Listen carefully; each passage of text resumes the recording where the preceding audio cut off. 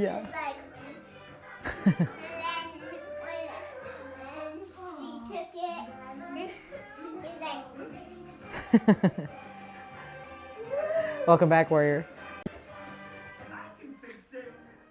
We are in our Frozen era, our Elsa era. Okay, so Genesis chapter 20, Abimelech desires Sarah, who is preserved by the Lord. Abraham prays for Abimelech, and the Lord blesses him and his household. Okay. All right, and Abraham journeyed from thence toward the south country and dwelled between Kadesh and Shur and sojourned in Gerar. And Abraham said of Sarah, his wife, she is my sister. And Abimelech, king of Gerar, sent and took Sarah. But God came to Abimelech in a dream by night and said to him, Behold, thou art but a dead man for the woman which thou hast taken, for she is a man's wife. But Abimelech had not come near her. And he said, Lord, wilt thou slay also a righteous nation? Said he not unto me, she is my sister? And she herself said, he is my brother. In the integrity of my heart and innocency of my hands have I done this. Okay, so poor Abimelech doing the whole Sarah is my sister again, right? She must be so cute, even in her old age, you know. Abraham and Sarah certainly had an eventful life. After the destruction of Sodom and Gomorrah, Abraham and Sarah traveled to Gerar, where King Abimelech was king. That makes sense. And just as Pharaoh had done in Egypt, the king took Sarah. It was not uncommon for a king to have a husband killed in order to be able to take the deceased husband's wife as his own. So Abraham and Sarah did what they did before in Egypt, right? And said it was Abraham's sister to spare Abraham's life. Then, just as the Lord had protected Sarah in Egypt, he again protected her in Gerar. Okay, so then we have verses 6. Sorry. Still this incline at incline level 8. I'm not used to hiking for my scripture reading, but my treadmill is still not working great on the level 1. I don't know what that's all about. Okay, and God said unto him in a dream, Yea, I know that thou didst this in the integrity of thy heart, for I also withheld thee from sinning against me. Therefore suffered I thee not to touch her. Okay, so the Lord's like, yeah, I know. That's why I'm telling you right now, like, what's up, so you don't touch her. Now, therefore, restore the man his wife, for he is a prophet, and he shall pray for thee, and thou shalt live. And if thou restore her not, know thou that thou shalt surely die, thou and all that are thine. Therefore, Abimelech rose early in the morning and called all his servants and told all these things to their ears, and the men were sore afraid. Then Abimelech called Abraham and said unto him, What hast thou done unto us? And what have I offended thee, that thou hast brought unto me and on my kingdom a great sin? Thou hast done deeds unto me that ought not to be done. He's like super mad. And Abimelech said unto Abraham, What sawest thou that thou hast done this thing? And Abraham said, Because I thought surely the fear of God is not in this place, and thou wilt slay me for my wife's sake. And yet indeed she is my sister. She is the daughter of my father, but not the daughter of my mother, and she became my wife. Oh, okay. And it came to pass, when God caused me to wander from my father's house, that I said unto her, This is thy kindness which thou shalt show unto me at every place whither we shall come. Say of me, he is my brother. And Abimelech took sheep and oxen and manservants and womanservants and gave them unto Abraham. He's like, Here, have all this. And restored him Sarah his wife. And Abimelech said, Behold, my land is before thee. Dwell where it pleaseth thee. I love that he didn't like just throw him out and just be like, sorry, just leave. But I love that he gave him gifts, because he believed that he was an actual prophet of the Lord. And so then, oh, this is so slow. I think it's going to break even more if I go this slow. But this is the kind of pace that I'm more accustomed to when I'm hiking. And unto Sarah he said, behold, I have given thy brother 1,000 pieces of silver. Behold, he is to thee a covering of the eyes unto all that are with thee, and with all others thus she was reproved. So Abraham prayed unto God, and God healed Abimelech and his wife and his maidservants, and he bare children. For the Lord had fast closed up all the wombs of the house of Abimelech because of Sarah, Abraham's wife. Oh, that's wild. And also a reminder of how the Lord is in charge of the children that get born on the earth, right? Okay, hold on a second. There's how many verses in this one?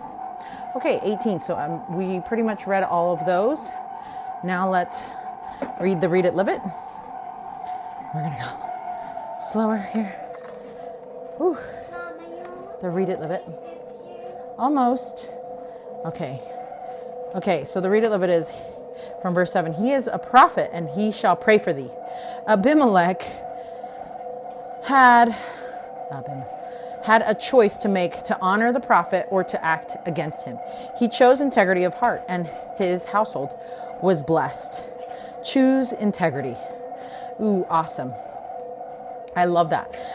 If you've been watching Beast Games, I don't know if anybody does, but we were trying to find a show to watch, and somehow we were like, there's like no like wholesome shows out there to watch, and any of like the TV show type style things with like that have episodes and stuff just seem like they just try to introduce all kinds of vile stuff, and it's like people sleeping with each other and when they're not married, and you're just like, why do we have to watch this gross stuff? Or like the language is just like they're not smart enough to think of other words to use besides cuss words, you know what I mean? And it's just like, oh, it's infuriating. Anyway, so then we're trying to watch Beast Games, and while that one seems a little less like exciting with like plots and like he said, she said stuff, or like missions and things, it is kind of entertaining just to see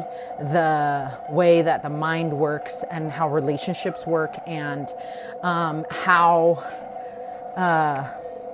people interact together when they are put in these situations, the way that they are in Beast Games. And it's like, first of all, it's also mind-blowing how they're able to even do this. But, Mr. Beast, he has a lot of cash and people watch him. And anyway, it's super interesting. But there were they had this challenge where they had to choose, they had like 10 groups or something, and each one had to choose a captain. And each captain, what the challenge was that they had to resist the temptation. Okay, maybe it was like five groups. Anyway, they had to resist the temptation to, like, first they had to get the people to vote on a captain and who they trusted the most. Then they sent those people that they voted for up, and it was like, okay, they had to resist the temptation to hit a button for any amount of cash that was rolling up on the screen. And so like the cash would just keep going up. It was basically like, how much are you worth, right? Or how much is your integrity worth? And ooh, yum. And so it was like the money was rolling, $20K, $50K, $100K, and all these leaders that have been chosen because people trusted them were to either press the button or like to get the cash that was displayed up on the screen, or not to get cash at all. And like they would literally miss it. And I think he left it up there for like extra time to see if anybody, it got up to $1 million. And he saw if like anybody would hit the button, right? And these people are not like rich people that don't need this $1 million, okay? Like, I feel like everybody needs $1 million. And anyway, like there's always some kind of bills or things that you have to worry about, or there's always something, right? That you're trying to save up for, or that you need cash for, right? But that you just don't have. Otherwise, Anyway, so these people were just like not hitting the button. And at the very end, I was like, dude, I would have hit that button so fast. The whole integrity thing is like, choose integrity. I'm like, these people did choose integrity. Now, like they all felt awesome that they hadn't chosen. And one of the guys was so cute. He was like, my integrity's not for sale. And I was like, good job, buddy. But I was just like, dude, if I was in Beast Games, I would have been like, I would have hit the button. Why? Because I first would have had a conversation with my family. Like, my goal is to make cash here for the fam, right? And that would have been my like goal. And like, if at any point in time I have the opportunity to be out with cash, I would take it. But I don't know how I would have interacted with that group to try to get them to vote for me, right? Because it's like, I would have had to lie or something. Anyway, it was just fascinating to watch, and how none of them even caved. Nobody took the cash, and I was just like, oh, this is crazy, right? And then what's even like crazier is the next episode after that. Like, 3 of those captains got out, or like 2 of them or something got out of the next challenge. And so like they left with absolutely nothing.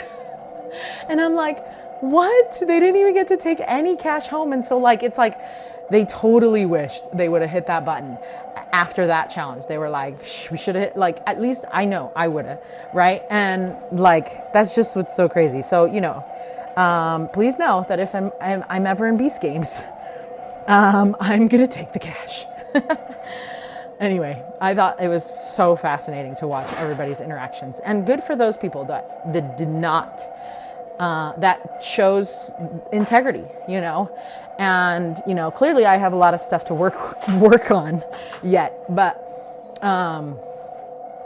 I think it's one of those things, Anyway, there's another quote from President George Q. Cannon. He says, oh, just kidding. No, this quote is for the next chapter. Anyway, okay, that is it. So Genesis chapter 20 is done.